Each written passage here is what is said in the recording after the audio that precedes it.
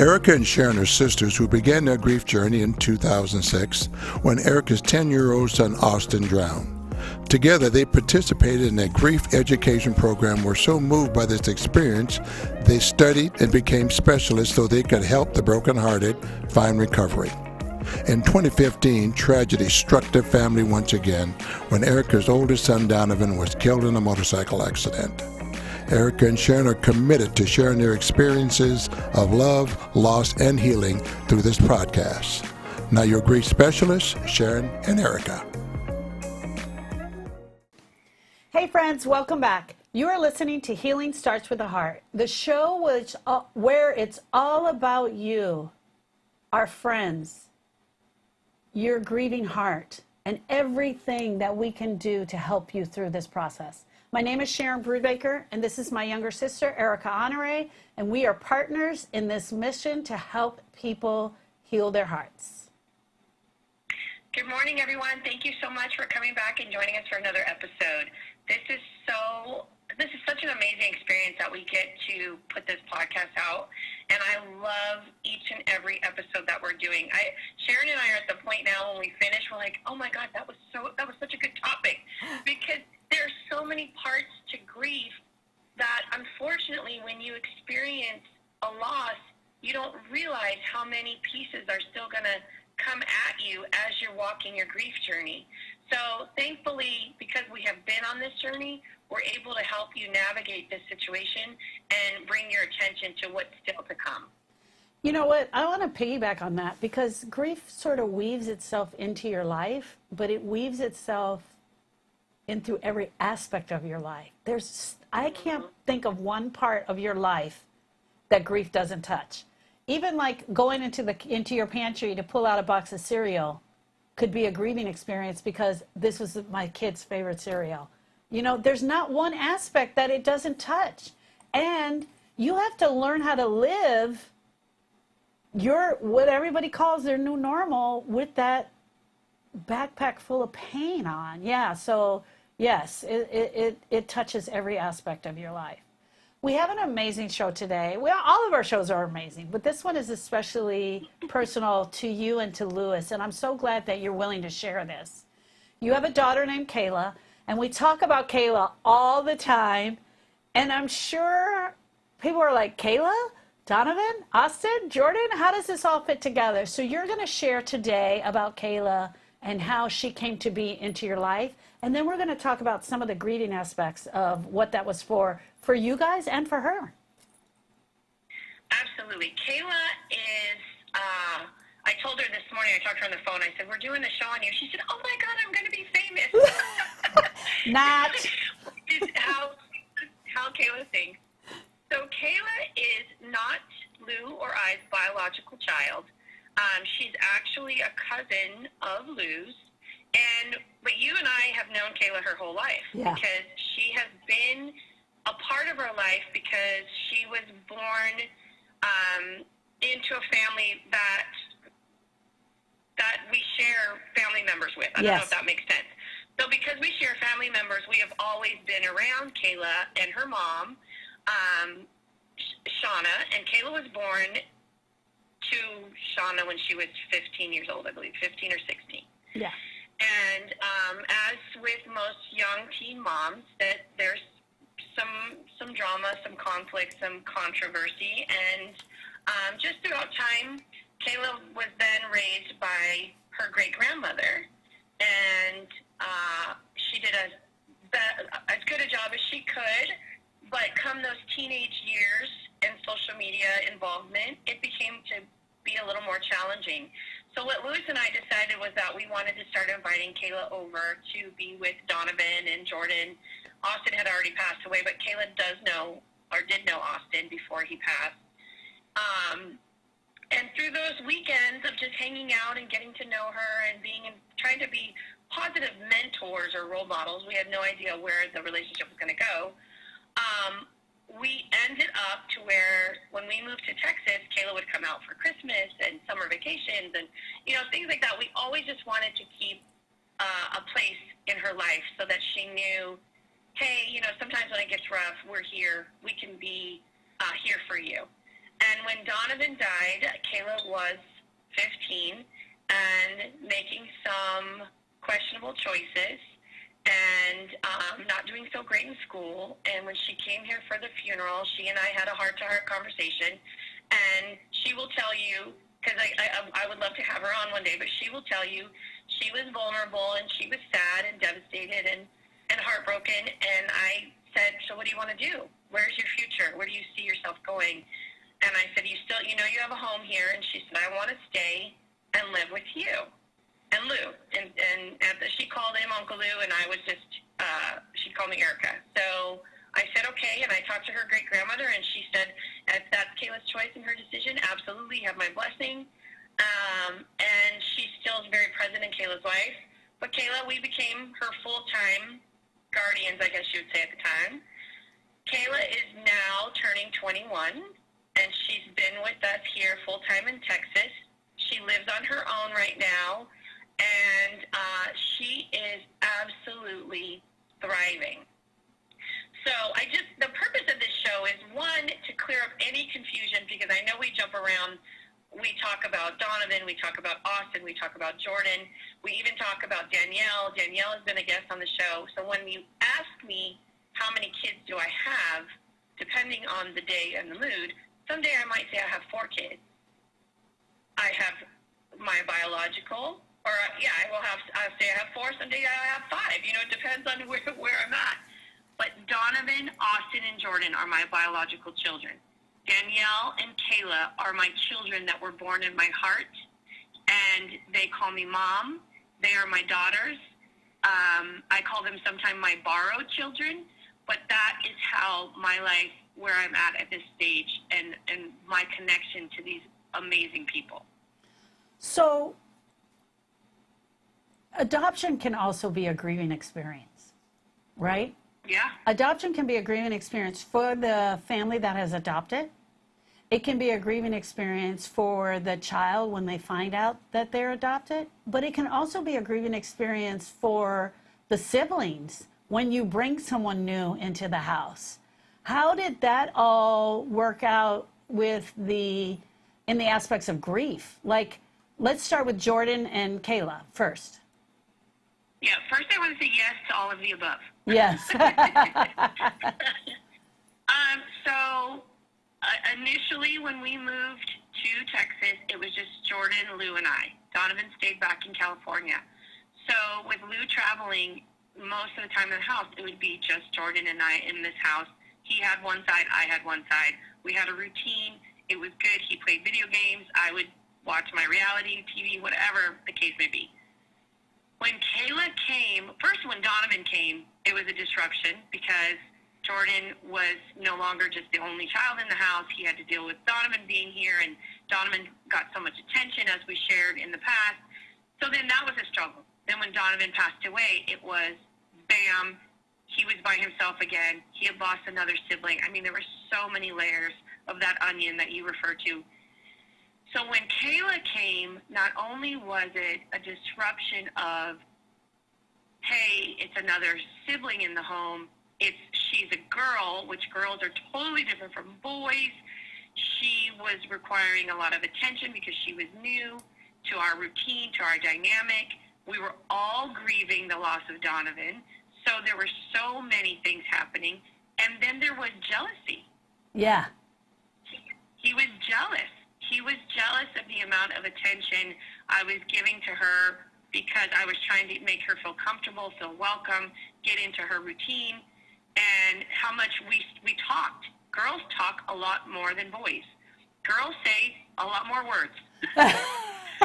Boys grunt and moan and roll their eyes. So there was a lot more time invested with her because she would give me, from the minute she woke up, the play-by-play until the minute she was going in her room to go to bed.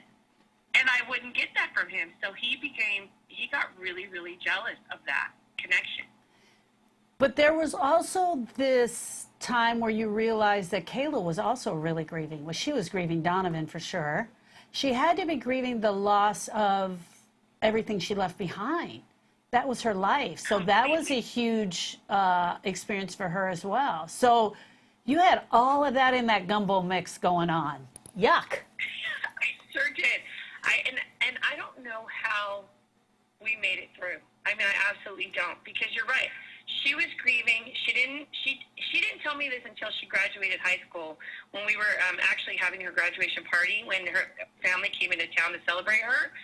She said that first 2 months she cried herself to sleep every single night because she felt like she didn't want to stay, but she didn't know how to tell me. Oh. I know, and that made me so sad for her, because I thought, you poor baby. Oh, yeah. You know, and then she grieved. So she grieved her routine, that she left behind, her grandmother, which she knew that her comfort zone. She was grieving that. She was grieving the fact that her biological mom never reached out to her, never called her, never tried to contact her. She was grieving. She had left a boyfriend behind, her friends, her school. There was a lot there, a lot. But that being said, we kind of were holding each other up through the loss of Donovan. Yeah. So I think that's what kind of united us all, and we were able then to start working through one little tiny piece at a time. How did Uncle Lou fit in all that? Uncle Lou he didn't know what to do. Poor Uncle Lou. Uncle Lou was, because he had a reprieve, he got to leave for work. Yeah. So he got to travel, and he kind of was like, this is your deal. Good luck with that, kind of on some realm. But when he came home, I would see the look on his face when she would come to him and talk to him. And slowly he went from, and we all transitioned. Slowly we went from Uncle Lou and Erica to, she would call him, what would she call him? She would call him Padre. And she would call me Mum, so M-U-M and Padre. And then we transitioned, and now we are totally Mom and Dad. And her parents. I'm totally teary-eyed right now because, man, you guys needed each other. You all needed each other. You know, it's, I didn't expect this to happen. It was like you needed her, and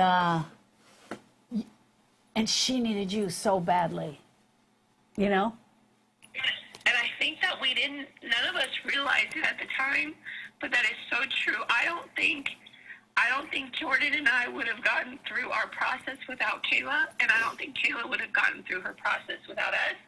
And then I think we all, the three of us, being here together all the time, when Lou would come home, we would help him in the way that he needed. I mean, it's so weird to retell it, because now that it's like we are pulling the layers back, like you don't realize it because you're living it, and I just was trying to do what I could to get through each day, but I would not have gotten through without each one of those individuals the way that I needed. Oh yeah, 100%. I mean, it just fills my heart just thinking, yeah, you're sharing the story where everybody was going in their room, slamming their door, screaming and everything, but there was this part where you needed each other.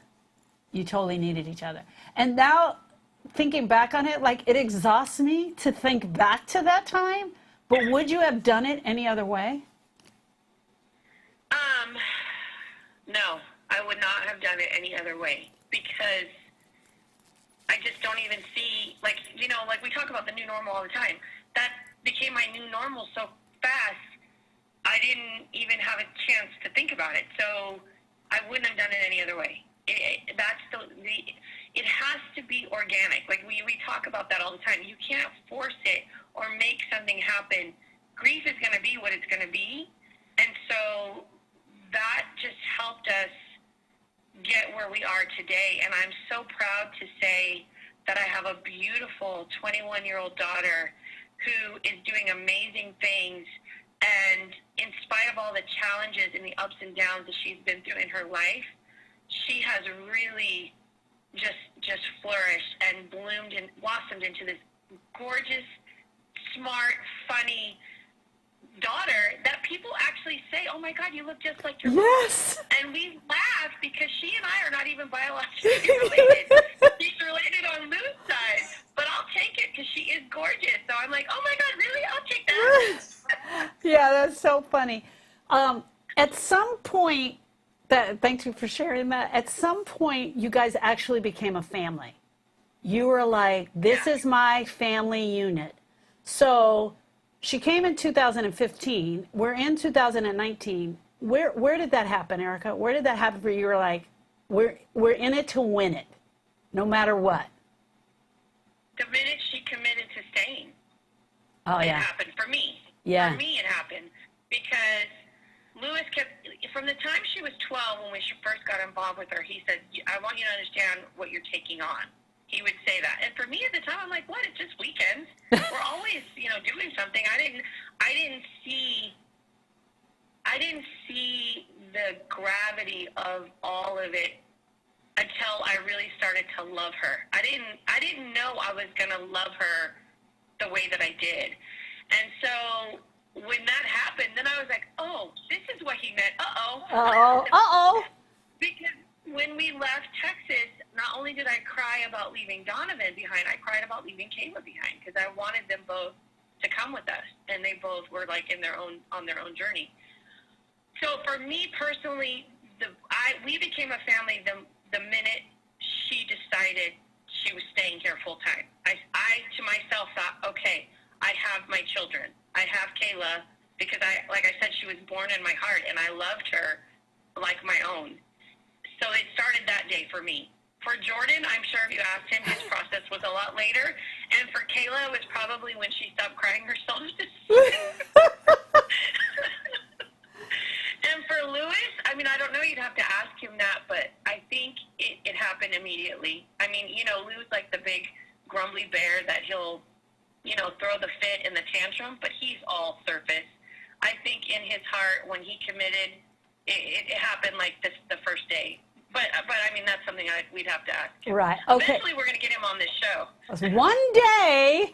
Okay, so I wanted you to share this beautiful moment. Louis turned 50. We had a big giant party. We all flew to Texas. And I also want to add this in. She's 100% Texan now. So, yeah, she is totally Texan. That's Kayla I'm talking about. So we all fly to Texas for this party. And we have a band and this amazing party. We have a photo booth and just everything you could think of party. But the next day, we all gather around the table, and she gives him a very special gift. So I want to set that up and share that story. Yes, she had been asking what to get Dad, what to get Dad, what to get Dad. And I said, get him something from your heart. He's not about material stuff. Get him something from your heart.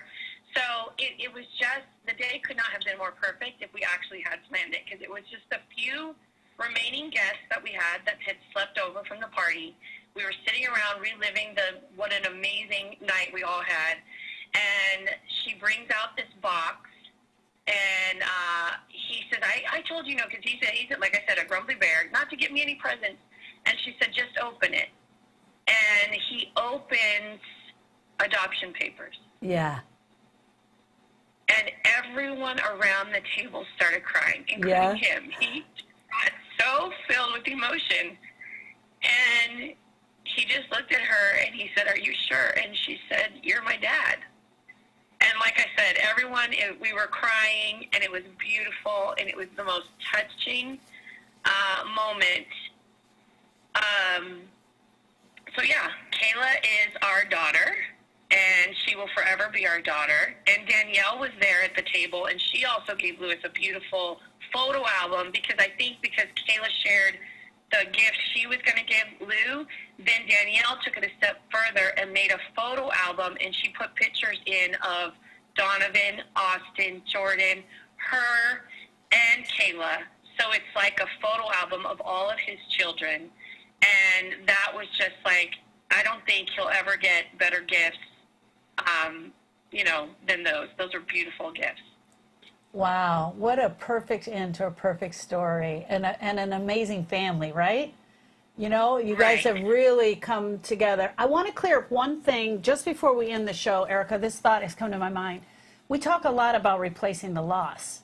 But when Kayla came into your life, you were not replacing Donovan. There was no way you could replace Donovan. You were opening up your heart to loving someone who needed you. Right, absolutely. And that was jokingly, when you found out Kayla was going to live with us full time, you called me and you said, you can't replace the loss, right? Because we know that that's a thing that people do. But Kayla, like I shared, had been in my life already, and I had already loved her like my own. So having her to live with us full time was exactly what I had been after. So it did not feel in one way at all for me like I was replacing a loss. It just felt like I was finally getting my daughter where she needed to be, and that was home with us. Yeah, that's amazing. That's so cool.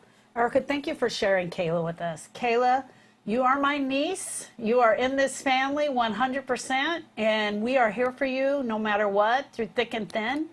I want to dedicate this show to Kayla today because she's been through a lot. And like I said, she's 100% Texan and totally there. So we love you, Kayla. Everyone, thank you so much for allowing us in for this moment and being able to share Kayla with you. Have a great day. Thank you. Goodbye. Bye.